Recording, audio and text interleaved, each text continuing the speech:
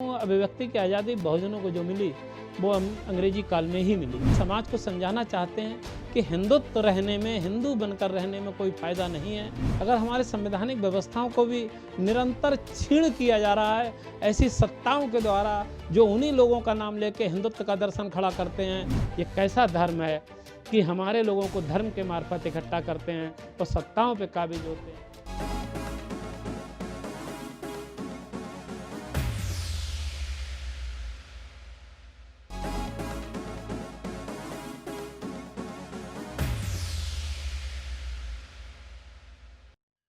और जाति तोड़ो सामाजिक जो समाज जोड़ो और सामाजिक न्याय सम्मेलन जो है एक ये बहुत आज का नया नहीं है। इसका नाम भले ही आज हम लोग जाति तोड़ो समाज जोड़ो सामाजिक न्याय सम्मेलन दे रहे हों, इसकी स्थापना 1922 में संतराम बीए साहब ने भी करी थी, जात तोड़क मंडल का स्थापना करके। और उसमें बाबा साहब डॉक्टर भीमराव अंबेडकर को भी आमंत्रित किया गया था, लेकिन उनके भाषण को मंगाया गया और भाषण को जो आर्य समाज के लोग थे, लाहौर में ये कार्यक्रम होना था, उसको पढ़ा गया। तो जो उनका जो आयोजन करता थे, लोग साथी थे, उन लोगों को लगा कि इस पे जात वेद पर बहुत ज़बरदस्त चोट है, तो इससे लोग नाराज़ हो जाएंगे, हिंदू वर्ग नाराज़ हो जाएगा। और हिंदू वर्ग का मतलब होता है हिंदू का होना। बाबा साहब डॉक्टर भीमराव अंबेडकर कहा करते थे कि अपर कास्ट, सवर्ण समाज, ब्राह्मण समाज, तो वो लोग नाराज़ हो जाएंगे। तो उन्होंने उसको संशोधन करने के लिए कहा बाबा साहब अंबेडकर से, लेकिन बाबा साहब डॉक्टर भीमराव अंबेडकर ने मना कर दिया कि बोले मैं इस भाषण में अगर मुझको बुलाना है तो मैं आऊँगा ज़रूर, लेकिन मैं ऐसे ही कहूँगा, अगर आपको मुझसे हटाने को कह रहे हैं तो मैं इसमें एक भी कॉमा तक भी नहीं हटाऊँगा। तो वो जो कार्यक्रम था, वो कार्यक्रम बाबा साहब डॉक्टर भीमराव अंबेडकर को आमंत्रित तो किया गया, लेकिन बाबा साहब डॉक्टर अंबेडकर के द्वारा मना कर देने के बाद तो आयोजक मंडल को वो कार्यक्रम खत्म करना पड़ा, इसलिए कि वो वर्ग नाराज ना हो जाए। स्थितियाँ आप ये समझिए 1922 और 2022 100 साल पहले की बात है। ये वो परिस्थितियाँ थीं कि एक अपनी बात, जबकि उस समय अंग्रेजी शासन था और मैं समझता हूँ अभिव्यक्ति की आज़ादी बहुत ज़बरदस्त तरीके से बहुजनों को जो मिली वो अंग्रेजी काल में ही मिली। उसके बावजूद भी लेकिन इतना खौफ था, इतना लगता था लोगों को अपर समाज कहीं नाराज़ ना हो जाए, तो वो कार्यक्रम रद्द हुआ। लेकिन हमारे पुरखे जो बाबा साहब डॉक्टर भीमराव अंबेडकर, कार्यक्रम को लोगों ने भले ही रद्द कर दिया, लेकिन उस भाषण को ए एनिहिलेशन ऑफ द कास्ट, जात भेद का उच्छेद नाम से वो पुस्तक आई। और जिसको जिसको वो एक समारोह में कहना चाहते थे जिस बात को, और उनके मना करने के बाद वो पुस्तक पूरी दुनिया में चर्चित हुई। और आपको याद भी होगा कई राजनीतिक दलों ने उसको पाठ्यक्रम में शामिल करने की भी बात कही। मैं ये बताने का आशय इस बात से था कि 1922 की बात और आज 2022 100 साल तो इस घटना को हो गए, जबकि इसकी लड़ाई सब तथागत गौतम बुद्ध से शुरू होती है।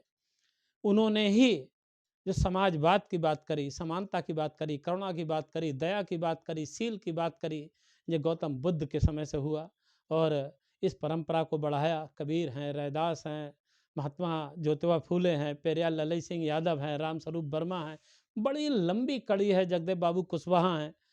तो बात यह है कि ये हिंदुत्व का दर्शन जिस तरीके से आज राजनीतिक स्थितियां बनी है, चाहे गवर्नमेंट कांग्रेस की रही हो, चाहे भारतीय जनता पार्टी की, इस समय हिंदुत्व का नाम देकर सत्ता में स्थापित है। तो हिंदू कौन है, हिंदू कौन लोग हैं? हिंदू में तो सब जो वर्ण व्यवस्था के लोग हैं और संवैधानिक नाम से SC ST OBC और ये धार्मिक अल्पसंख्यक भी, ये लोग ही बहुजन समाज है। अगर अब इस समय जो टारगेट होता है सत्ताओं का कि एकजुट करने के लिए हिंदुओं को, वो एक धर्म के लिए टारगेट करते हैं कि ये जातियां इकट्ठी हो जाएं। लेकिन मैं हम लोग का ये कहना है कि जब जब SC OBC ST ये लोग भी हिंदू हैं, और जब जब मंडल कमीशन का जब दौर आता है, BP सिंह उसको लागू करते हैं, तो वो कमंडल लेके कौन लोग निकलते हैं। और जब उसको लागू करने की बात आती है तो उसका जो सत्ता से गिराने का किसका काम था। तो ये बात कहने की ज़रूरत है। हम ये समाज को समझाना चाहते हैं कि हिंदुत्व रहने में, हिंदू बनकर रहने में कोई फ़ायदा नहीं है, कि जब भी आपके लिए वो तो व्यवस्थाएँ अलग थीं, लेकिन आज संवैधानिक व्यवस्थाएँ हैं, उस पे कुठाराघात है। अगर हमारे संवैधानिक व्यवस्थाओं को भी निरंतर क्षीण किया जा रहा है, ऐसी सत्ताओं के द्वारा जो उन्हीं लोगों का नाम लेके हिंदुत्व का दर्शन खड़ा करते हैं और सत्ताओं पे काबिज़ होते हैं। जब वो बार चलाने की बारी आती है, तो वो एससी और ओबीसी पे होती है और एसटी पे होती है। तो ये समाज को समझाने के लिए एक प्रयत्न है, बहुत लोगों के काम है। संत रविदास कहा करते थे कि जात जात में जात है ज्यों केलन के पात, और रविदास मनुष्य न जुड़ सके जब तक जात न जात। तो एक एक प्रयास है कि हमारे लोग जो है जातियों को ही बहुत स्वाभिमान समझने लगे हैं, उसको ही बहुत अच्छा समझने लगे हैं और अपने अपने जात के स्वाभिमान की बात करते हैं। उस बात को खत्म करना है और जात के बंधन ढीले कर रहे हों, जात के बंधन ढीले होंगे तभी समाज जुड़ेगा। ये वो प्रयास है जो को हमारे महापुरुषों ने इसके लिए निरंतर संघर्ष किया। बहुत बड़ी लंबी लड़ाई है। एक ये कि छोटा-सा प्रयास है कि यहाँ पर हमारे हज़ारों की संख्या में लोग बरेली जनपद में आएँ और ये कार्यक्रम मैं समझता हूँ कि इस तरीके का कार्यक्रम पहला हो रहा है और जिस तरीके से हम लोगों को ये समझाने में चाहे 1000 लोग भी आएँ या 2000 लोग आएँ, प्रयास तो ज़्यादा का है। जितने भी लोग आएँगे उनको ये समझाने का प्रयास होगा कि जो आप लोगों के संग निरंतर हिंदुत्व के कारण जो आप लोगों की जो स्वाभिमान मार दिया गया था, उस स्वाभिमान को ज़िंदा करने के लिए पेरियार और बाबा साहब डॉक्टर अम्बेडकर हमारे पुरखों ने आत्मसम्मान आंदोलन चलाए, आपको आत्मसम्मान का रास्ता दिया। वही हमारे पुरखे थे जिनको बैठने का अधिकार नहीं था, शिक्षा का, संपत्ति का कोई अधिकार नहीं था। ये सब व्यवस्थाएँ बाबा साहब डॉक्टर भीमराव अम्बेडकर ने संविधान के मार्फत कराई हैं और उनको भी खत्म किया जा रहा है। केवल मंदिर टारगेट दिए जाते हैं कि धर्म टारगेट दिए जाते हैं। इस बात को समझना होगा, उन्हें ये समझाने की ज़रूरत है, ये कैसा धर्म है कि हमारे लोगों को धर्म के मार्फत इकट्ठा करते हैं और सत्ताओं पे काबिज़ होते हैं और हमारे जो संवैधानिक जो बाबा साहब डॉक्टर भीमराव अम्बेडकर और संविधान निर्माताओं ने जो हमारे लोगों के लिए व्यवस्थाएं की, उसको खत्म किया जा रहा है, शिक्षा खत्म की जा रही है, निजीकरण किया जा रहा है, रियासतीकरण करना है। निजीकरण को रियासतीकरण कहा जा सकता है। जिस तरीके से देश आज़ाद हुआ था उस समय रियासतें थीं, 562 के आसपास रियासतें थीं। सरदार वल्लभ भाई पटेल ने और संविधान निर्माताओं ने उन रियासतों को खत्म किया क्योंकि पूंजी एक एक जगह लोगों के पास एकत्र थी।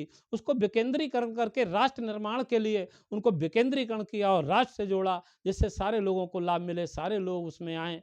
आज स्थितियां बदल गई हैं, आज रियासतीकरण किया जा रहा है।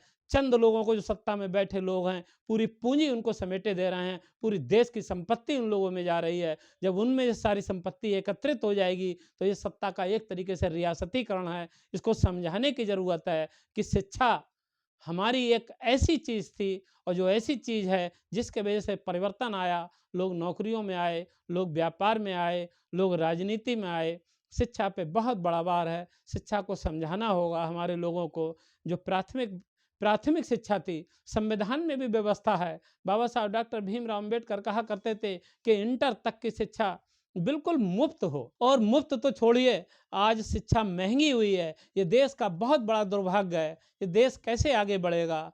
जब तक जब तक इस देश का नागरिक एक-एक बच्चा पढ़ा हुआ नहीं होगा, चाहे वो किसी भी समाज का हो, तो देश का और राष्ट्र का निर्माण किस तरीके से कर सकेगा, ये हम समझाने के लिए ये सामाजिक न्याय सम्मेलन कर रहे हैं। आपकी शिक्षा पे वार है, आपकी संपत्ति पे वार है, इसको समझना होगा। आपने मुझे इस कार्यक्रम में बुलाया, मैं सबसे अपने बहुजन समाज के लोगों से जो भी मेरे इस आपके चैनल के माध्यम से सुनेंगे, उनसे विनम्र निवेदन करना चाहता हूँ कि इस कार्यक्रम में वो आएँ और महापुरुषों को सुनें। जय भीम, जय भारत, नमो बुद्धाय।